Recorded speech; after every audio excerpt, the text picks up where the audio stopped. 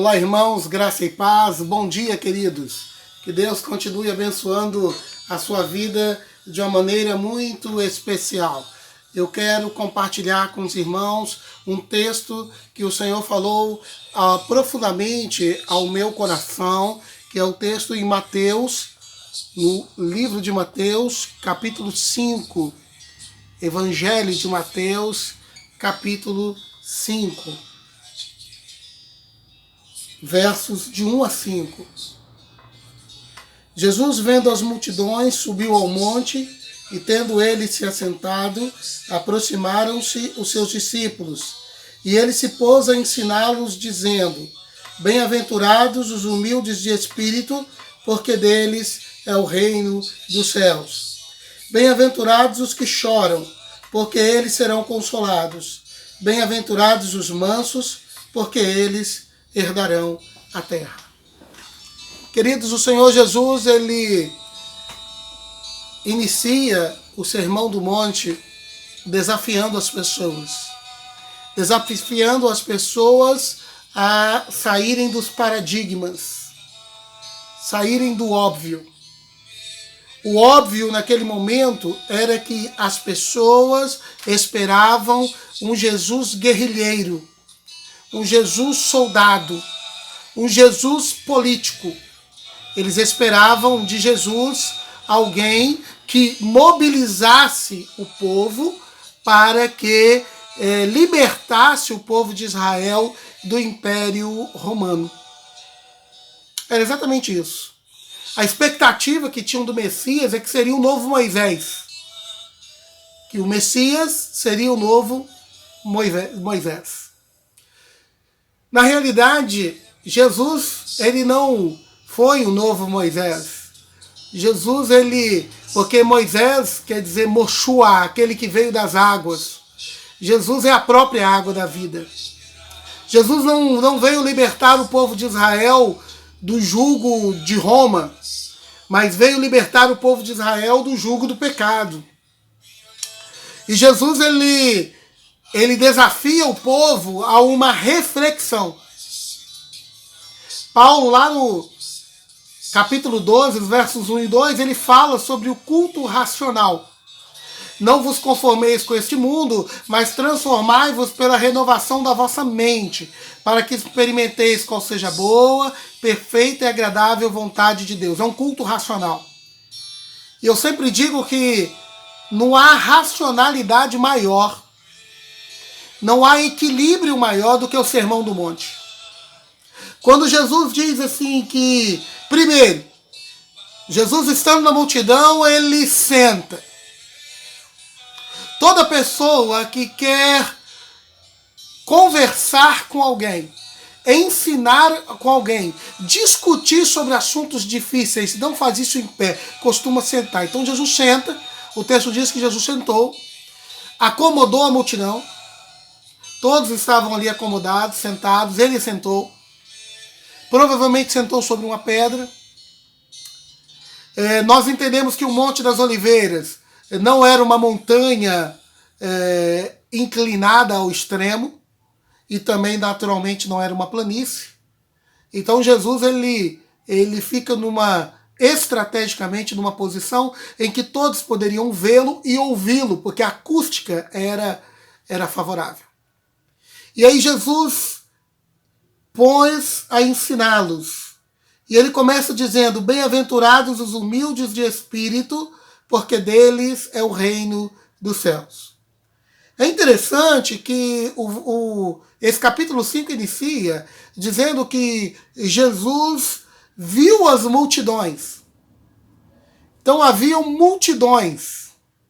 Havia ali multidão de judeus, multidão de fariseus, multidão de saduceus, multidão de pessoas estrangeiras, multidão. Haviam multidões. E Jesus, vendo essas multidões, se compadeceu delas. Havia também naquelas multidões pessoas que tinham concepção de humildade de forma diferente, como é nos tempos de hoje. Tem gente que pensa que uma pessoa humilde é uma pessoa que utiliza uma roupa já desgastada com o tempo. não necessariamente isso é humildade. Às vezes existem muitos pobres que são orgulhosos e existem muitas pessoas abastardas que o seu coração é humilde. Então Jesus segue daquele parâmetro de humildade dentro dos olhos humanos, mas ele diz que bem-aventurados humildes de espírito, porque eles verão a Deus. Não são os humildes exteriorizados humildes, ou esses estereotipos de humildes, mas aqueles que são humildes de espírito. Eu já vi muita gente orgulhosa em cima de uma carroça, e muita gente de coração humilde em cima de um carro do ano e um carro de ponta de linha. O parâmetro de humildade é o que está dentro do coração. E o texto nos deixa bem claro que destes é o reino dos céus, aqueles que são humildes de coração. Bem-aventurados os que choram, porque eles serão consolados. É um desafio muito grande isso, porque ninguém quer chorar. Mas a Bíblia ensina e nos diz que Jesus enxugará do nosso rosto toda a lágrima. E então, queridos, bem-aventurados que choram, porque estes serão consolados. Nós vimos isso, nós percebemos que quando Jesus está falando nesse texto, ele está dizendo o seguinte: não importa qual seja a sua lágrima, não importa qual seja a sua dor, vocês serão consolados. Algo muito importante que é para nós pensarmos também e refletirmos aqui sobre bem-aventurados, que quer dizer felicíssimos. O sentido de bem-aventurados é o superlativo de felicidade, é felicíssimos.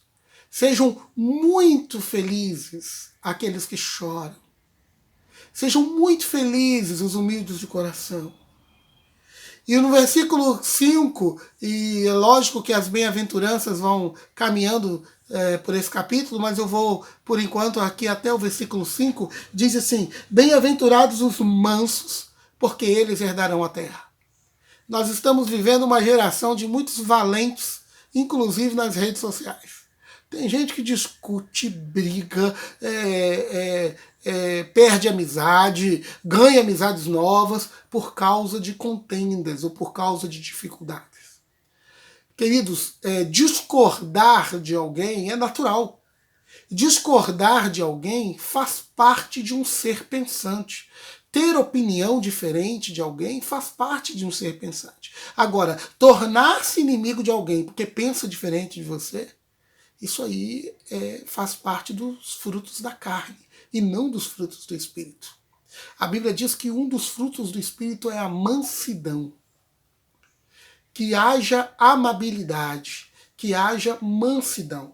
O texto diz que herdarão a terra os mansos.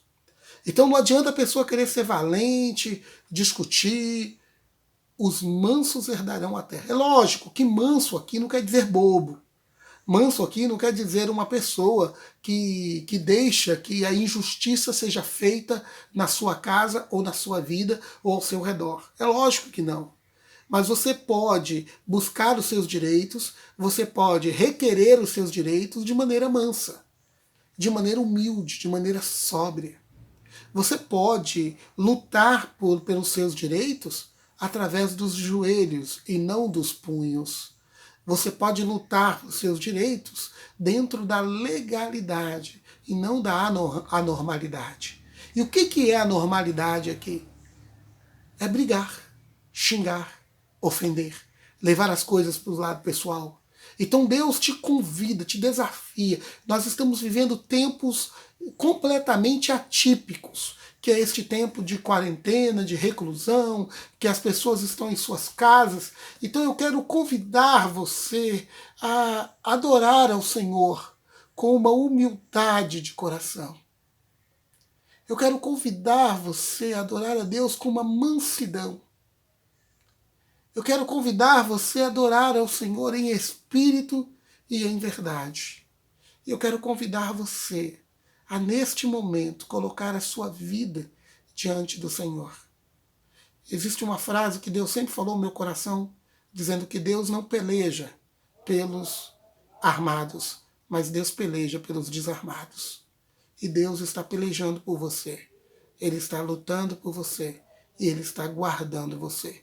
Que Deus te abençoe em nome de Jesus. Senhor Deus Todo-Poderoso, neste momento nós entregamos esta palavra e nós entregamos a vida deste irmão e desta irmã que está nos ouvindo. Que o Senhor continue fortalecendo a sua vida, a sua fé, e que essa pessoa seja muito bem-aventurada na graça do Senhor. Em nome de Jesus. Amém. Que Deus te abençoe. Até o nosso próximo encontro. E lembre-se disso, você é bem-aventurado. Que Deus te abençoe.